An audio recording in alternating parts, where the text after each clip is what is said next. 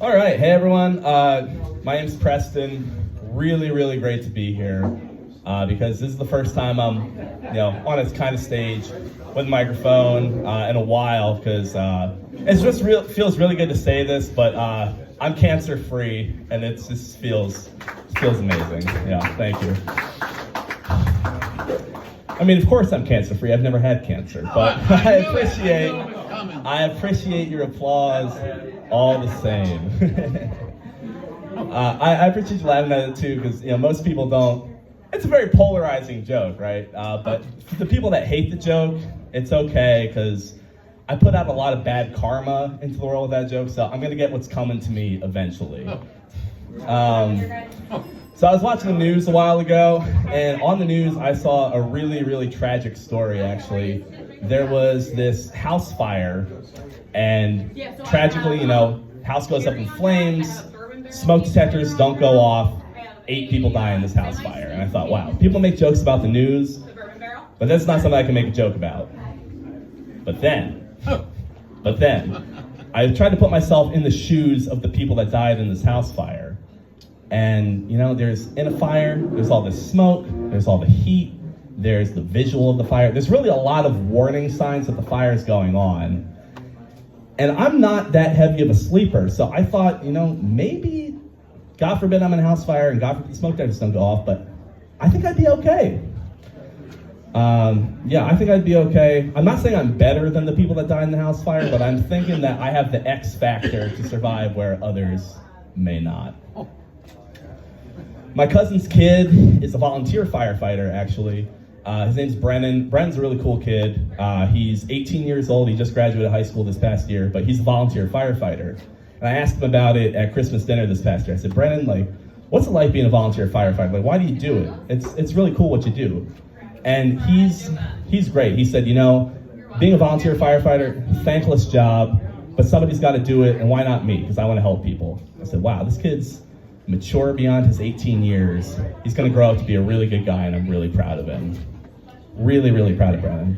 And I wish I would have said this to him at Christmas dinner last year, but I'm going to show him this recording, so I'm going to say it now to Brennan. There's one thing I want to say, and it's not thank you, because I want it to continue to be a thankless job. But what I do want to say is that I think he's kind of getting scammed on the whole volunteer gig, right? I mean, I know me, I would not run into a burning building for $1 million, and he's doing it for free. All I'm saying is, Brendan, you gotta know your worth. Thank you. I'm not a volunteer firefighter. I'm not even a firefighter. I'm actually unemployed right now, other than being a musician and wannabe stand-up comic. But a lot of people my age are on these dating apps. You're trying to meet someone, love your life online. And it's really difficult for me being on dating apps and unemployed, because most of the time when a woman finds out you're unemployed, that's it, she's done talking to you. But what ends up happening is that I end up being the picky one a lot of the time, actually, because I get what's called the ick. I don't know if you're familiar with the ick, but essentially what it is someone does something really small, inconsequential, and it just gives you the ick, meaning you're grossed out by it and you don't want to date them anymore. The most recent ick I got was not too terribly long ago. And it was because this girl messaged me at 10:30 a.m. on a Tuesday. Again, seems really inconsequential, but you gotta think of it where I'm coming from. I know why I respond to people at 10:30 a.m. on a Tuesday. I mean, I'm unemployed, I don't have a lot of stuff going on. But you're a second grade teacher, why are you responding to somebody at 10:30 a.m. on a Tuesday? You should be educating the youth, not responding to some bum that you met online, That's the most recent example of the ick I got. Another one that I got from a couple years ago, I was on a second date with this woman, and she offhandedly throwaway mentioned that she likes Wheel of Fortune more than Jeopardy. And I thought, I grew up in a Jeopardy household. I want to be on Jeopardy, I would love to be the smartest person on Jeopardy. I would settle for being the most annoying person on a Wheel of Fortune, but I want to be on the Alex Trebek stage at Sony Picture Studios and win a lot of money by flexing my knowledge on people. But she said Wheel of Fortune was more her spin, and it didn't last much longer. I just couldn't see myself starting a family with someone that wanted to watch Wheel of Fortune more than Jeopardy.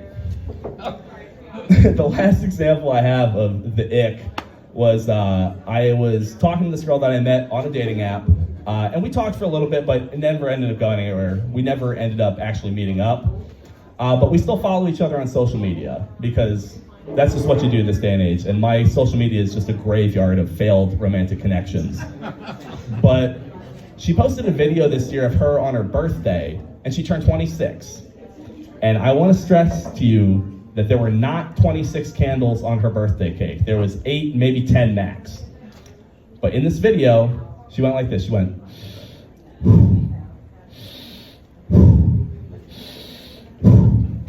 and my thought was, did it really take you 3 breaths to blow out like 10 candles? Like, I can't imagine what she's doing in her free time. She's ripping cigs or, puffing clouds on her vape all the time. But I didn't realize how much breath control and breath support mattered to me in finding a mate until I saw that video. And I really, genuinely got the ick so much that I feel like I dodged a bullet there. I could not see myself dating this woman after seeing her take 3 breaths to blow out 10 candles on her cake. I've been doing stand-up for a couple of years now. Some of my material is more up-to-date than others. This is an example of something that's not quite up-to-date, but I figure there's probably some people with kids here, so I'll take a shot at it. You remember the movie Oppenheimer? Yeah, okay, a couple nods. So Oppenheimer, I was too lazy to watch the whole movie. It was like 3 hours long, but I did Google stuff about J. Robert Oppenheimer because I was still interested in his life. And when I Googled him, I found out that he had kids. And I thought, it's gotta be so hard to try and be a normal parent when you made the atomic bomb, right? So I just imagine Oppenheimer coming home from a long day at work, and he sees his kid's room, and the kid's room is an absolute mess. And he says, come on guys, you gotta pick up your stuff, you gotta clean up your room. Looks like a bomb went off in here. And from what I understand, I don't have kids myself, but you gotta really play to your strengths as a parent. And I feel like it would really mean a lot more to me if my dad, who was responsible for the deaths of tens of thousands of innocent Japanese civilians and the decimation of Hiroshima and Nagasaki, told me that my room looked like a bomb went off in it.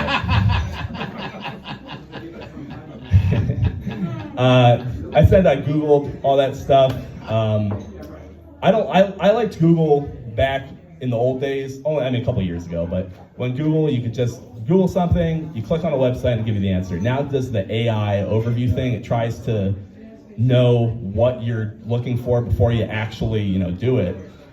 So my friend showed me this really cool song not that long ago, and the song is really happy, peppy, upbeat, but despite that, the song is called I Can't Stop the Loneliness. So it's kind of, conflicting with the title with what it's actually about. The song is I Can't Stop the Loneliness, and I said, that's a really cool song. I'm gonna Google it, I'm gonna see who it's by, what some of the lyrics are, stuff like that. So I Google I Can't Stop the Loneliness, and the Google AI overview gave me the suicide hotline. And I thought, I appreciate where your head's at, Google, and I'm gonna put that in my back pocket and save it for later in case I need it, but it's not exactly what I was looking for. I got another dose of that, not exactly what I was looking for, the other day. It was October 27th, okay? October 27th, very important because it's close to Halloween. I was at the grocery store buying groceries, and I was like, you know what I could go for? It's almost Halloween time, I'll go for some Count Chocula. I love Count Chocula, love the cereal, but I go to the cereal aisle, and I look, there's no Count Chocula, and I thought, what's going on here? So I really scour the shelves, look for Count Chocula. And if there was an empty space where the Count Chocula was supposed to be, and it wasn't there, I figured, okay, I missed the boat, too close to Halloween, everyone else scooped up the Count Chocula. But they didn't even have a spot on the shelves for Count Chocula on October 27th. I thought, what is this country coming to? We used to be a great nation, and now I can't get my Count Chocula 4 days before Halloween. Absolutely nuts. I'll just do a couple more. Let's see here. Yeah, do you ever think that black-eyed Susans and lazy Susans are named after the same Susan? Could be. Yeah. I thought about that. That'd be a really bad day for that Susan. First, she gets a black eye, which is very painful. And And then on top of that, you're calling her lazy. It's textbook adding insult to injury. I feel real bad for that Susan. I guess I'll end this one. I mentioned the news earlier. People are always like, new things are happening all the time with the news. And there's always breaking news this, breaking news that. If I were in an area with breaking news, I would just fix the news, you know? I'm glad you're laughing because I told that joke to my grandfather earlier today, and he said, well, you know, the liberal media has been fixing the news for years. I was like, all right, pop up, let's get you your insulin. You know, just all that. That's all I'm going to do tonight. Thanks very much. You've been great. Thank you.